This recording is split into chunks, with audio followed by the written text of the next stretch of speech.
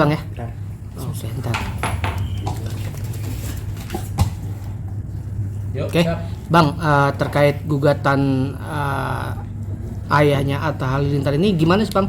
Dia digugat atau dia menggugat atau seperti apa Bang? Sedikit flashback ke belakang dulu. Baik, terima kasih ya. Terlebih dahulu saya sebelum menjawab rekan-rekan media, saya ingin memperkenalkan yang di sebelah kiri dan sebelah kanan saya. Tentunya teman-teman media pasti bertanya ini siapa, kan begitu. Karena pada saat wawancara terdahulu kan prinsipal tidak hadir. Yang di sebelah kiri saya ini Tuan Amal Indrawan. Beliau adalah salah satu pengurus yayasan. Dan sebelah kanan saya itu Haji Saifullah, juga merupakan pengurus yayasan. Artinya mereka adalah prinsipal dari yayasan. Nah, terkait dengan sengketa ataupun polemik ini, dapat kami jelaskan bahwa tanah ini berdasarkan informasi dari klien kami bahwa tanah ini adalah milik yayasan. Namun kebetulan pada saat itu saudara penggugat, nah sesuai dengan pertanyaan tadi, penggugat dalam sengketa ini adalah Halilintar Anobya Lasmit. Kenapa beliau menggugat? Tentu pertanyaannya itu kan, kenapa beliau sampai menggugat?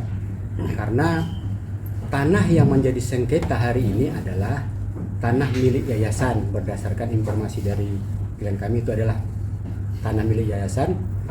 Pada tahun 93 itu tanah dibeli. Setelah dibeli, yang dibelinya secara kolektif ini ya, dibeli secara kolektif dari semua anggota yayasan menyumbangkan uangnya untuk membeli, yang pada akhirnya itu kan setelah dibeli merupakan menjadi aset yayasan. Nah, beliau pada saat pembelian tanah itu merupakan pimpinan di yayasan. Nah, ini beliau ini menjadi pimpinan di yayasan. Setelah dilakukan pembelian, tanah itu dibuat ke atas nama Haji Saifullah, beliau ini. Nah, kemudian kembali tadi saya tegaskan, karena beliau itu pimpinan pada saat itu, kemudian beliau mengambil alih. Dibuatlah ke nama beliau. Terbitlah sertifikat hak milik ke nama beliau. Namun meskipun terbit ke nama beliau, tanah tersebut tetap menjadi aset yayasan toh. Nah, karena sumber pembeliannya dari mana dan itu pembelinya siapa kan sudah kita jelaskan. Nah, munculnya sengketa ini ketika beliau ini dikeluarkan ya, bukan berhenti ya, dikeluarkan oleh yayasan karena mungkin sudah dianggap tidak cakap lagi untuk menjadi pimpinan yayasan. Nanti lebih jauh kenapa tidak cakapnya bisa dijelaskan oleh pengurus yayasan. Beliau itu diberhentikan kurang lebih tahun 2003 ya. Nah, 2003 kemudian karena beliau bukan lagi pengurus yayasan, kemudian yayasan meminta kepada beliau untuk mengembalikan semua aset-aset yang pernah dibuatkan ke atas nama beliau. Jadi perlu teman-teman media ketahui, aset yayasan bukan hanya tanah yang ada di Pekanbaru, tapi juga tadinya ada di Jakarta ya, bahkan tersebar di beberapa daerah. Nah, namun sebahagian aset-aset ini sudah dikembalikan kepada yayasan. Nah, kebetulan tanah yang sekarang hari ini menjadi objek sengketa ini belum dikembalikan kepada yayasan, gitu Pak Haji ya. Nah, masih nama beliau. Nah, sebagai informasi, pada tahun 2004 yayasan meminta kembali kepada beliau agar nama yang sudah dibuatkan di dalam sertifikat hak milik itu dikembalikan kepada yayasan. Nah, tahun 2005 sudah terjadi peralihan. Beliau sudah menyerahkan tahun 2005. Itu ada, aktanya ada. 2005 diserahkan kepada Dr. Isdam, juga merupakan bagian dari anggota yayasan. Nah, namun malangnya begini, sebelum sempat dialihkan kembali, kan ini berbentuk akta nih, aktanya kuasa jual. Kuasa jual itu bebas, boleh menjual, boleh mengalihkan kembali kepada siapapun. salah satu bunyi klausa di dalam hak kuasa jual tersebut. Namun belum sempat dilakukan peralihan kembali lebih lanjut, penerima kuasa jual dari penggugat tadi meninggal dunia. Otomatis akta yang sudah dibuat batal demi hukum dong. Nah, dari sinilah sengketa bermulai. Pihak yayasan mencoba nih kembali untuk membangun komunikasi. Bagaimanapun beliau ini kan dibesarkan dan sempat mengenyam ya ilmu agama di yayasan, karena notabene-nya adalah yayasan ini kan bergerak di bidang agama, dakwah. Nah, pihak yayasan sempat membangun komunikasi kembali, artinya setelah penerima kuasa tadi akta kuasa jual tadi meninggal dunia, kembali didatangi ke kediaman beliau. Di mana waktu itu? Tempatnya di Pondok Indah. Nah, Pondok Indah. Didatangi kembali supaya apa? Dibuatkan kembali kuasa jualnya atau peralihannya. Beliau menolak. Beliau alasannya ya tentu beliau mengklaim ya bahwa itu miliknya. Nah, disinilah titik awal terjadinya polemik sengketa ini. Mungkin Bapak boleh tadi kenapa diberhentikan dari jabatan sebagai pemimpin ini? Ya, silakan. Jadi di waktu itu memang kami melihat beberapa sikap dan tindakan beliau ini tidak mencerminkan pribadi seorang muslim lagi. Ada banyak dibuat terutama dalam soal pengelolaan keuangan yayasan.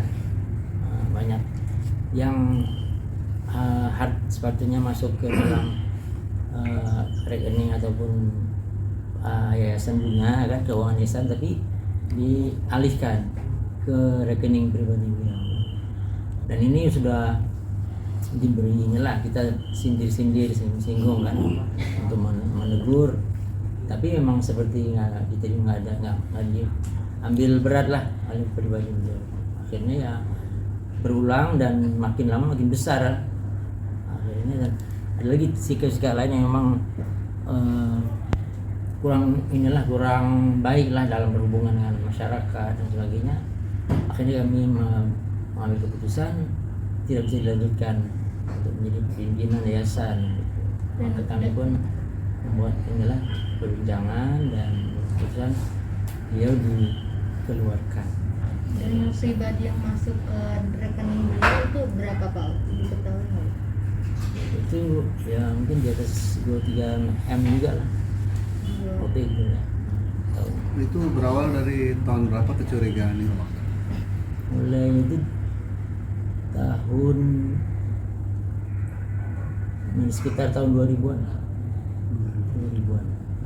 99. Awal mulanya beliau menjadi pimpinan di Polres seperti apa? Kenal dengan beliau ini seperti apa? Tiba-tiba jadi Oh ya, awalnya beliau kan mahasiswa di UI kan, mahasiswa di UI, dan kita pun sering mengadakan kegiatan-kegiatan dakwah di kampus UI, dan beliau termasuk salah seorang yang hadir di situ dan merespon dengan baiklah dan memberi kerjasama dalam hal dakwah di kampus. Gitu. Akhirnya oleh karena sikapnya yang seperti itu, maka pihak pimpinan pun melihat ada potensi untuk diberikan peluang untuk menjadi kepimpinan dalam yayasan. Alhamdulillah. Intinya pada saat itu mungkin beliau dianggap cakap ya pada saat itu, sebelum menjadi pimpinan, sebelum diangkat menjadi pimpinan, dianggap qualified pada saat itu untuk dijadikan sebagai pimpinan yayasan. Tidak kelihatan setelah berubahnya itu dari tahun berapa?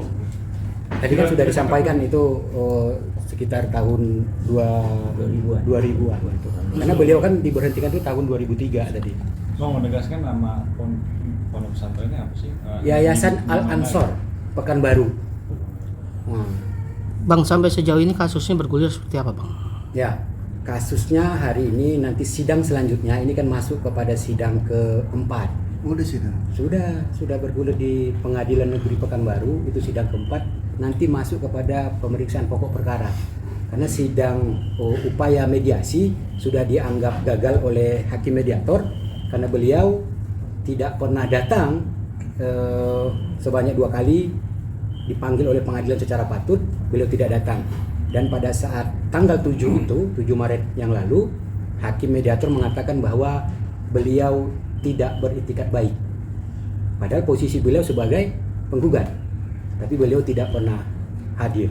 Nah, Begitu. berarti sampai sejauh ini apa yang diinginkan oleh pihak pesantren? Ya tentu pihak yayasan menginginkan agar supaya yang pertama supaya mereka ini berdamai saja. Adapun tuntutan poin perdamaian adalah semua biaya yang pernah beliau keluarkan akibat adanya polemik ini, sengketa kepemilikan tanah ini akan diganti oleh pihak yayasan. Nah, nama di dalam sertifikat hak milik itu kan nama beliau. Nah, hendaknya beliau kembali mengembalikan pada saat persis seperti yang dilakukan pada tahun 2005. Dengan nama yayasan berarti. Boleh, Dikembalikan. bukan nama beliau, kembali kepada yayasan. Nanti yayasan terserah mau nunjuk siapa. Apakah beliau Haji Saifullah ataukah beliau Tuan Amal Indrawan. Bang, sekedar meluruskan Bang, boleh Bang? Jadi kerugiannya di yayasan mencapai 2,6 M atau 28 M? Nilai tanah itu ditaksir berdasarkan nilai NJOP yang ada di Pekanbaru itu senilai kurang lebih 26 miliar. Nah, kalau bicara kerugian, tentu yayasan sampai hari ini tidak bisa mengembangkan lebih jauh unit-unit usahanya. Karena di atas tanah tersebut kan sudah ada pondok pesantren, sudah ada perbengkelan, sudah ada klinik kesehatan, dan sudah ada juga masjid dan banyak bangunan lainnya. Nah, kendalanya apa?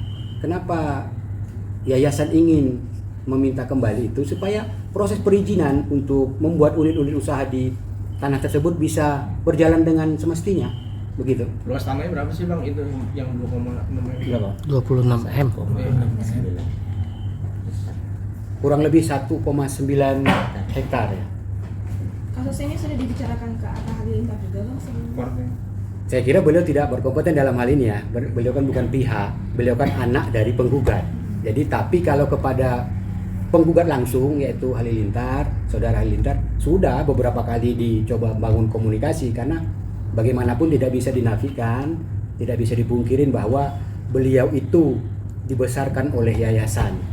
Dibesarkan artinya pernah bernaung di dalam yayasan, bergabung dalam yayasan, menimba ilmu dan seterusnya di yayasan. Ya artinya sudah ada hubungan emosional yang cukup lama terbangun dengan yayasan gitu. Komunikasi dengan beliau Kapan terakhir komunikasi? Akhir itu tahun 2009. Ya.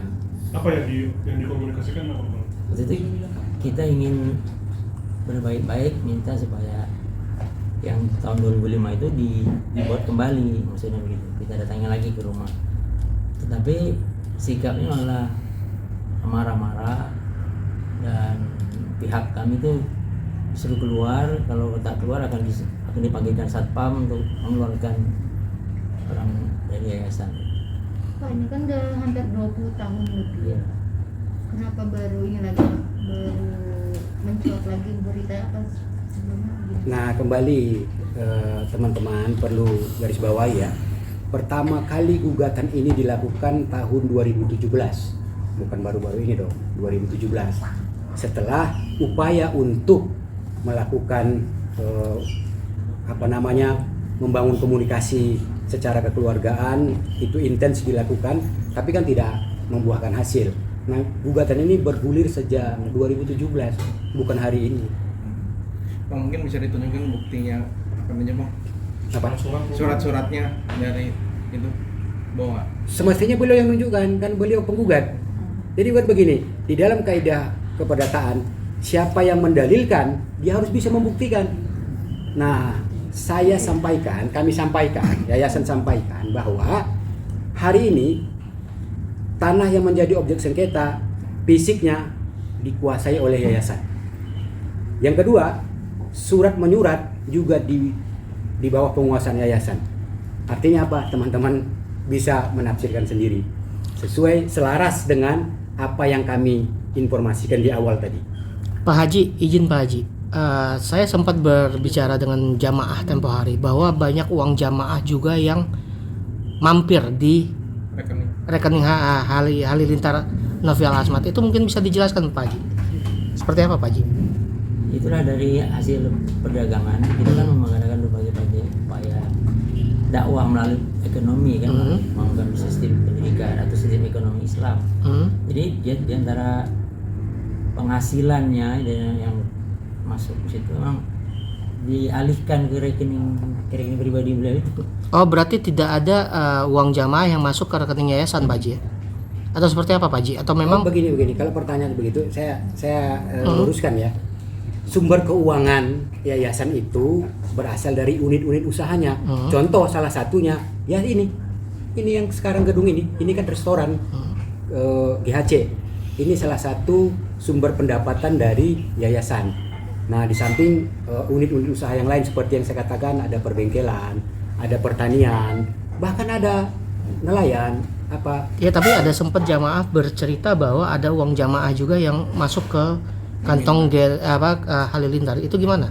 Itu yang Jerman, yang orang Jerman. Oh, ini mungkin langsung prinsipal yang menjelaskan Iya, pengurus itu yayasan. seperti apa tuh Ya. Pak Haji terkait adanya uang jamaah yang mampir ke rekening Halilintar? Itu memang dulu pernah memang ada orang jamaah itu tuh beliau tuh asalnya dari Jerman. Pun asal Jerman, ada orang Indonesia tapi domisilinya di Jerman. Kemudian dia bergabung dengan yayasan kan, dan mengadakan istilahnya ya, ikut bersamalah dalam hal-hal kegiatan-kegiatan, dan karena mungkin pendekatannya cukup baik dari Halilintar ini kepada beliau ini, akhirnya beliau mengeluarkan uangnya sendiri untuk meminjamkan untuk satu kegiatan yayasan di situ. Berarti ketika Halilintar memimpin yayasan sudah salah arah nih Pak Haji, bisa disebutkan seperti itu? Banyak salah arah ya? Pokoknya sudah mulai. Seperti apa itu salah arahnya Pak Haji dari Itulah arah yayasan? penggunaan uang yang tidak terbuka. Yayasan kan mestinya lebih terbuka kepada pihak-pihak berkaitan dalam bilang keuangannya, tapi beliau ini memang dalam hal itu selalu punya gagal menjaga terbuka. Tapi adakah yayasan memberikan bantuan kepada Halilintar dalam hal penerbitan buku dan segala macam, kan dia sempat seperti itu kan ya? Ada nggak pihak itu yayasan kan, membantu Halilintar? Saya tambahkan, buku itu kan diterbitkan pasca beliau tidak lagi bergabung dalam yayasan, jadi tidak ada korelasinya. Tidak ada ya? Ya, tidak ada. Next. Oke, gugatannya sendiri apa sih dari pihak sana?